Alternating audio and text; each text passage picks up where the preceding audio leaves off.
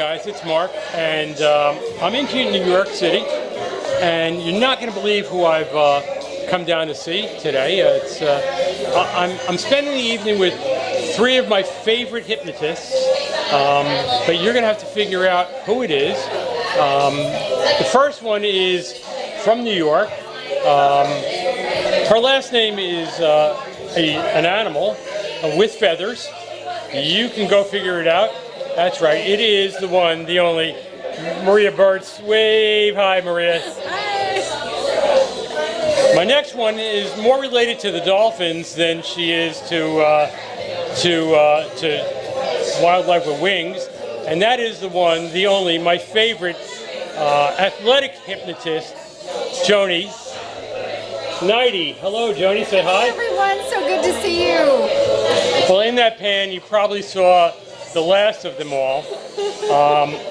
The incredible hypnotist is in New York, and we're going to spend some time with him tonight. And while we're here at Scallywags in the city, we're going to spend some time talking to Richard and the other hypnotists, because there's a lot that's going on. And one of the things that's been going on that I want to talk to you all about is the firestorm that I started last week, about the number of conventions that are going on, the amount of training that's going on, the insane rates, and people who are spending their entire life doing training and not doing performing or working in the clinics and charging insane amounts of money, and why you should not be going and following that route. So we're going to spend some time on that. We're going to find out what people have been doing, and stay tuned. We'll be back to you in a little while. So I want to find out some information, because we come to hypnosis, and we come to the process of hypnosis through various different experiences in our life.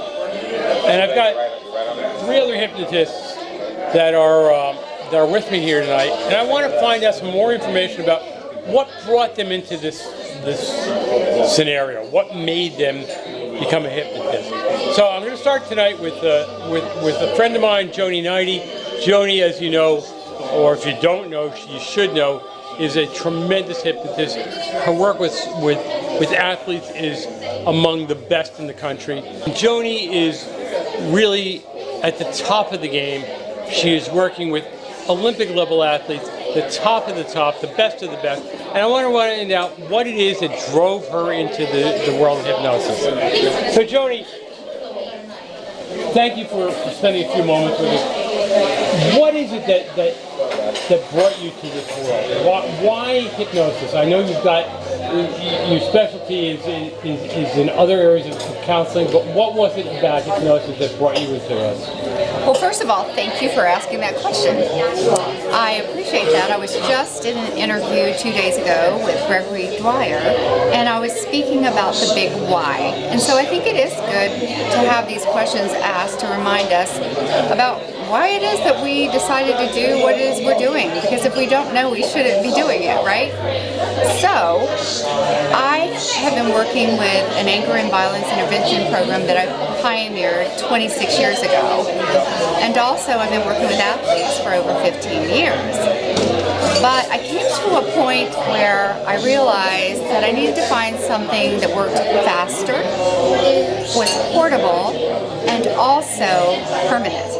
And so through my research, online, YouTube videos, just the way everyone else does it, I was relentless in finding out what would work.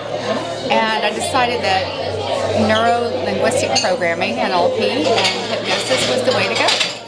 And so my first teacher was Richard Nongard, Dr. Richard Nongard, and I really appreciate that. I've learned a lot from him, and he's always accessible and willing to help me.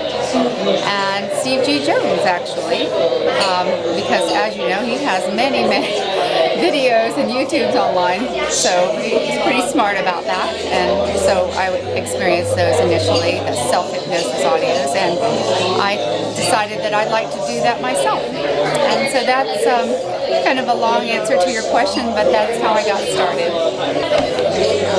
Thanks, Joni.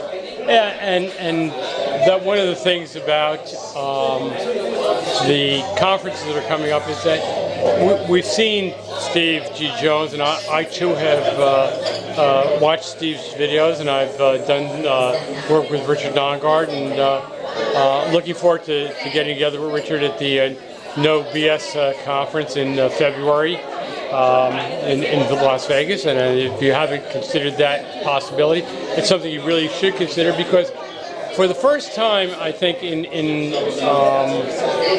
the industry, we have somebody who has really taken the bull by the horns, not to be too corny, and is really taking a look at who are true professionals in the business, and are working forward to making that happen, and giving us professionals who really not only talk the talk but walk the walk. And in fact, before I get to the next person who's going to be one of the presenters at that conference, I want to spend some time with another hypnotist, a friend of mine, somebody who I met through Richard's training, Richard Barker's training, and that's Maria Bird. And Maria, you want to share some time with us, if you would, about what it was that brought you to the field of hypnosis? Well, I sort of fell into hypnosis. It seems to be, it was a natural progression. I started meditating about 18 years ago. I had some exposure to hypnosis, and I just wanted to look further into it. A lot of the things that I do, I've seemed to fall into, you know. So I work in an accounting firm, and I help the accountants with their CPA exams. And then at home, I have a bunch of clients that are from Las Vegas that I met a couple of years ago on vacation, and that was totally by accident. I speak to them about sales. I've been doing sales and collections since I've been 16 years old, so it's just natural for me to teach people how to do, how to manipulate people out of their money, so to speak. See, I told you con before, but now it's manipulate.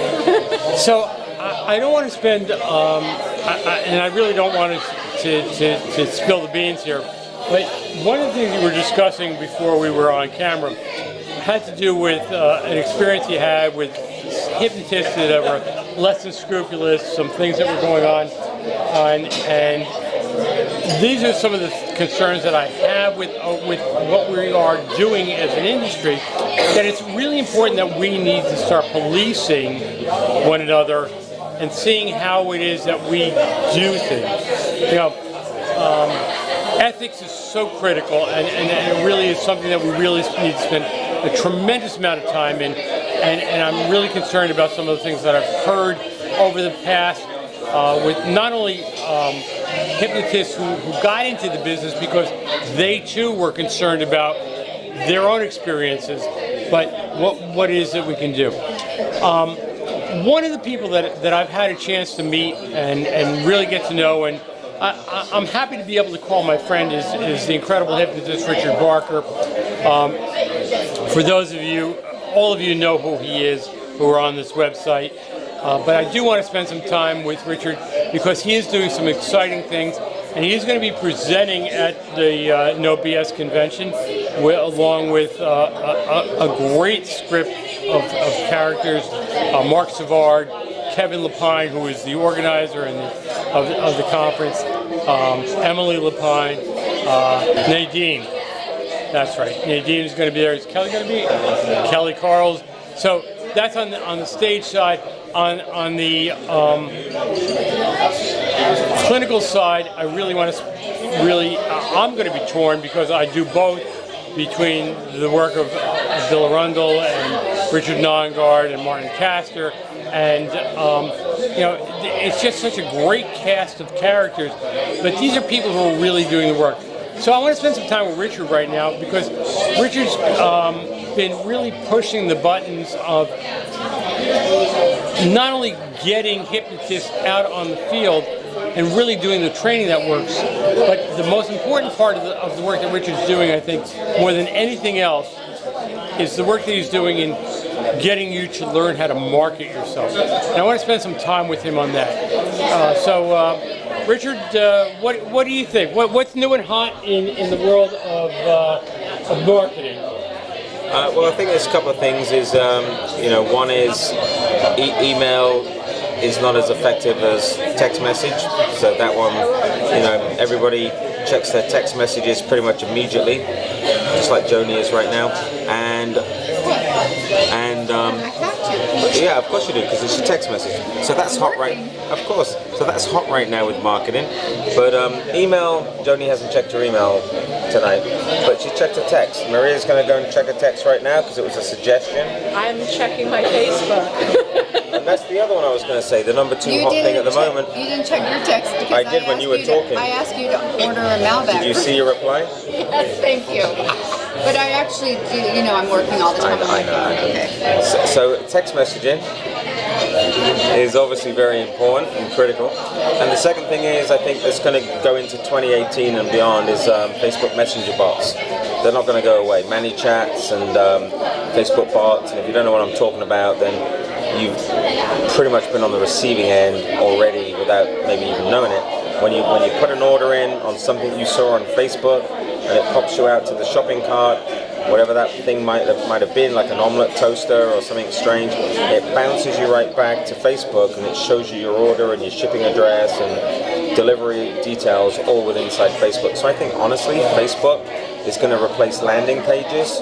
We're still a couple of years away yet, but I think landing pages are actually going to be Facebook pages because they're more indexed on Google. And I think ManyChat or Facebook bots are the new way of communicating instead of email. Email is going to die a death, and Facebook bots and Messenger is going to take over because you can automate them just like you can with email automation. You're going to email your Facebook bots.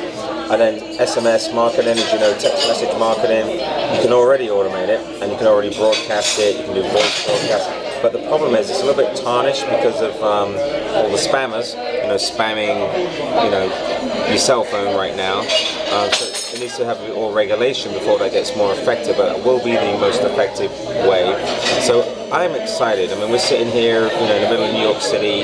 It's December, it's 2017, and I think next year for marketing we got some big hits like Hypno Thoughts. I'm teaching influencer marketing, how to influence and market them and basically persuade people with channels of millions of people how to get on their channel, because unless you have a YouTube channel, for example, with millions of viewers, which you probably don't watching this, if you did, great, but probably you don't.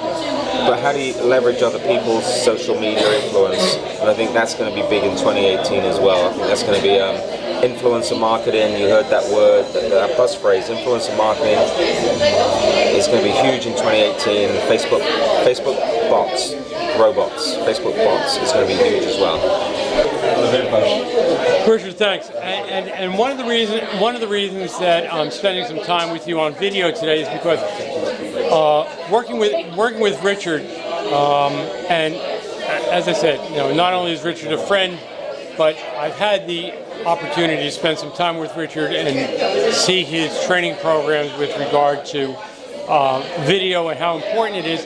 And the fact that you're here watching us now just speaks to the fact that video is critical and that it does send the message out to you. And if you're not using video on your website, you're not using video on your Facebook page, then you're missing the boat.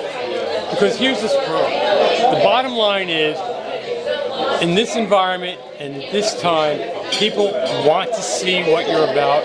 They want to hear what you're about. They don't want to read what you're about. And if you've got something that's compelling, you've got a message, then why not send that message by video?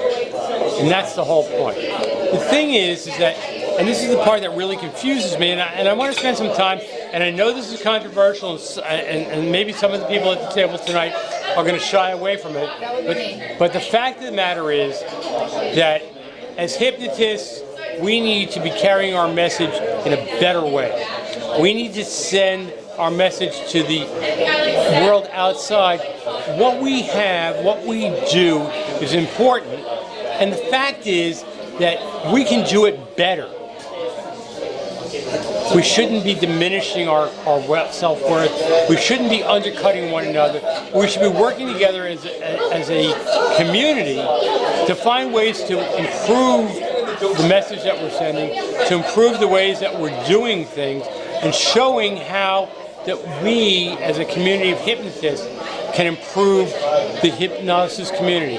I don't care if you're doing stage work, if you're doing clinical work, if you're doing corporate work, you need to be getting out there, you need to be sending your message, and you need to be telling people, this is what I'm worth. The fact of the matter is, those of us who are in the business, who are working every day at hypnosis, need to be getting out and making the message happen. So I'm gonna stick my neck out, and I challenge you who are watching us today to share with me your experiences.